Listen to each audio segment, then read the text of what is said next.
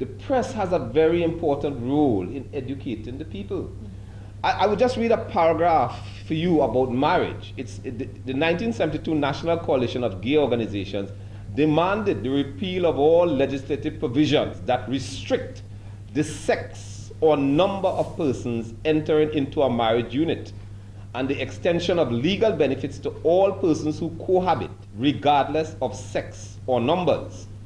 Group marriage could comprise any combination of genders. I just want to read one other thing. Being queer is more than setting up house, sleeping with a person of the same gender, and seeking state approval for doing so. Being queer means pushing the parameters of sex, sexuality, and family, and in the process transforming the very fabric of society.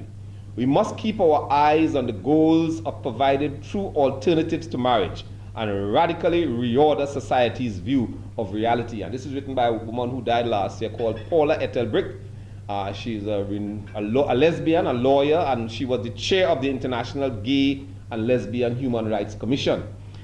People don't come to these types of positions in a vacuum. And this is where we think the media is important in this discussion in Jamaica. What we are seeing and what the coalition is saying and would like to educate the Jamaican people on is that we are really in a contest of worldviews. Rights depend on the worldview you are in. If you belong to the worldview that human beings came out of nothing, we are an accident of the cosmos, then yes, as Peter Singer, who is a bioethicist at Princeton, says, sex with animals is okay. And the zoophiliacs have a right to have sex with animals, and that is the next legislative agenda. The point we have to make in Jamaica is we are going to make our laws within the context of a worldview. And all these issues of rights for this and rights for that reflect a worldview construct. So same-sex marriage belongs to a particular worldview as opposed to the Judeo-Christian worldview. And I think it's fundamentally important that as these discussions come about, the media begin to speak about the different worldviews, their origins, and their consequence. I would not have thought 20, 25 years ago that we would be on the brink of same-sex marriage and discussions.